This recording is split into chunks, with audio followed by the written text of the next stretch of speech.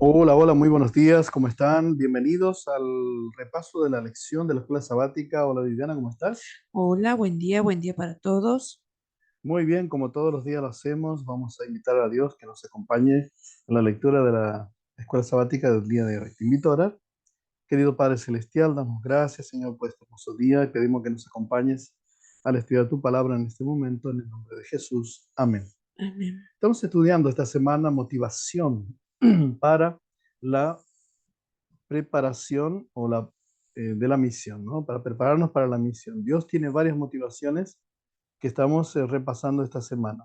Y esta semana tenemos este hermoso versículo de memoria también de Lucas 24 que dice así: Estas son las palabras que les hablé cuando estaba aún con ustedes, que era necesario que se cumpliese todo lo que está escrito de mí en la ley de Moisés, en los profetas y en los salmos. Viviana, ¿qué tenemos para hoy? Para hoy miércoles el título es un título bien interesante, picante, diría yo. Ustedes lo crucificaron. Una afirmación, ¿no? Ujú. Hechos 2 es el texto que vamos a buscar hoy, ¿no? Este capítulo registra el derramamiento del Espíritu Santo en Pentecostés, mientras los seguidores de Jesús oraban. Sobre la cabeza de ellos se posaron lenguas de fuego. Ellos reconocieron que habían recibido un poder prometido, el poder prometido del Espíritu Santo, ¿no? Vamos a leer desde el versículo 1, Hechos 2, desde el versículo 1 hasta el 41, y hay una pregunta que nos hace, ¿no? ¿Qué le sucedió a los discípulos al recibir el Espíritu Santo en Pentecostés? Bueno, son varios los versículos. Y, y bueno, tenemos varios hechos para analizar, ¿no? Varias situaciones que les pasaron a los discípulos. Muy bien. Hechos 2 comienza hablando acerca de justamente el derramamiento allí del Espíritu Santo a los primeros discípulos, a esa iglesia naciente. Y, y dice allí el versículo 1 que al llegar el día del Pentecostés estaban todos reunidos en un mismo lugar. Y de repente vino del cielo un ruido como de una ráfaga de viento impetuosa que llenó toda la casa en la que estaban ellos. Y se les aparecieron como unas lenguas como de fuego que se repartieron y se posaron sobre cada uno de ellos. Quedaron todos llenos del Espíritu Santo y se pusieron a hablar en otras lenguas según el Espíritu les concedía que lo expresaran. Por ejemplo, habían hombres piadosos de Jerusalén, también habían residentes de otros lugares, todas las naciones que habían debajo del cielo, dice el texto. Al conducirse aquel ruido, dice, al producirse aquel ruido, la gente se congregó y se llenó de estupor al oírlos hablar cada uno en su propio lenguaje. Estupefactos y admirados decían, es que no son galileos todos estos que están hablando, pues como cada uno de nosotros les oímos en nuestra propia lengua nativa. Y entonces, por ejemplo, habían partos, medos, elamitas, habitantes de Mesopotamia, Judá, Capadocia, el Ponto, Asia, Frigia, Panfilia, Egipto, y ahí va mencionando, ¿no es cierto?, todos los pueblos que había allí, ¿no es cierto? La gente dice que quedó estupefacta, decían, ¿qué significa esto? Pero también habían algunos que decían que estaban llenos de mostos, o sea, estaban borrachos, ¿no? Entonces ahí viene Pedro y se pone de pie con los 11 y levantaron la voz y comenzaron a dar este hermoso discurso, que es el primer discurso del apóstol Pedro como predicador, ¿no es cierto?, de la iglesia cristiana. Comenzaron a contar lo de Jesús.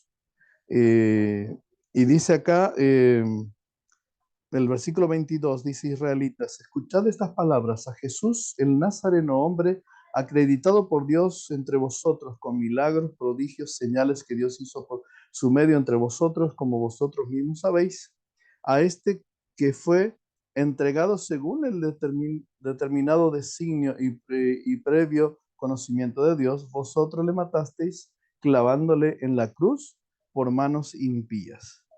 A este pues Dios resucitó librándole de los dolores del Hades, pues no era posible que quedase bajo su dominio.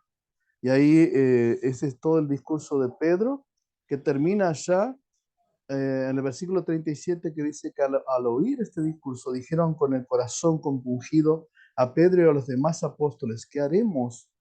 ¿Qué podemos hacer, hermanos? Entonces Pedro les contestó: convertíos y que cada uno de vosotros se haga bautizar en el nombre de Jesucristo para remisión de vuestros pecados, y recibiréis el don del Espíritu Santo. Y, y dice que aquel día se bautizaron más de 3.000 personas que acudían a los apóstoles, y termina este capítulo diciendo que acudían al templo todos los días con perseverancia y con un mismo espíritu, partían el pan en las casas, tomando el alimento con alegría y sencillez de corazón, alabando a Dios, dando gracias, y el Señor agregaba cada día a la comunidad a los que habían de ser salvos. Los discípulos comenzaron a hablar en otras lenguas, según lo que el Espíritu Santo les concedía que hablasen. Lo crucial aquí es que Dios capacitó a cada persona para beneficio de los no creyentes.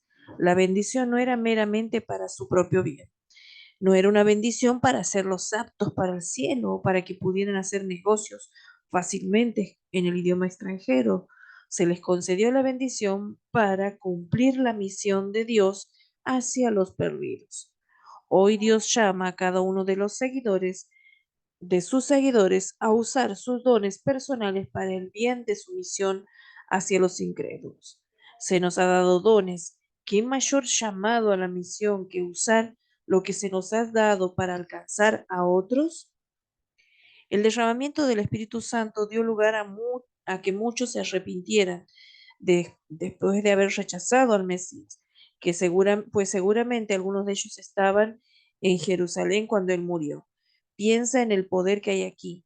Pedro acusó a algunos de ellos de haber crucificado a Jesús. Obviamente se dieron cuenta de lo que habían hecho y al verse condenados gritaron: hermanos, ¿qué haremos? Esto es lo que leyó recién en el versículo 37, ¿no? Con todo, incluso ellos podían recibir el perdón. Pedro les dijo: arrepiéntanse y sean bautizados cada uno de ustedes en el nombre de Jesús para el perdón de sus pecados, y recibirán el don del Espíritu Santo. Al trabajar juntos en armonía con el Espíritu Santo entre sí, estos seguidores de Jesús predicaron el arrepentimiento y el perdón de los pecados, incluso para aquellos que podrían haber participado directamente en la crucifixión de Jesús. Ese es el poder del Evangelio. Sí, ese mensaje, si ese mensaje no nos motiva a la misión, ¿qué nos motivará? Somos llamados a difundir el Evangelio al mundo, un mundo pecador, caído y corrupto, con gente pecadora, caída y corrupta. Nuestro trabajo no es juzgar, nuestro trabajo es dar testimonio del poder salvador de Jesús. La idea de que incluso algunos de los que fueron cómplices de la muerte de Jesús se les ofreciera la salvación. ¿Por qué debería, uno, ser un aliento para nuestra alma, y dos, para dar testimonio a los demás por más malos que parezcan? Y así no termina con esta pregunta, Bien, con esta idea, ¿no? Del versículo del título: ustedes lo crucificaron, ¿no? la Esta pregunta es, ¿no es afirmación. cierto?, si Dios fue capaz de perdonar a los que mataron a su propio hijo, ¿qué pecado tan grande puedes tener vos o pude cometer yo que Dios no pueda perdonar? La verdad que Dios puede perdonar si nosotros nos arrepentimos, como dice ahí la palabra, ¿no? Que ellos se compungieron de corazón y se arrepintieron y Dios los perdonó, y la invitación era a hacer una renovación del pacto con Él, ¿sí? Muy Bueno, bien. ¿qué más tenemos para hoy? En el Reavivados por su palabra, hoy nos toca Eclesiastés capítulo 5. Muy bien, vamos a hacer la oración para cerrar. Querido Padre, gracias por darnos la oportunidad de estudiar tu palabra, y gracias por la invitación que tú nos haces. Por más que hemos pecado, Señor, contra ti, no importa el pecado, tú, Señor, estás siempre dispuesto a perdonarnos. Gracias por el ejemplo de Hechos 2. Acompáñanos en este día, Señor, en el nombre de Jesús. Amén. Amén, Señor. Amigos, Los invitamos a compartir este mensaje y será esta mañana de mediante. Bendiciones. Buena jornada.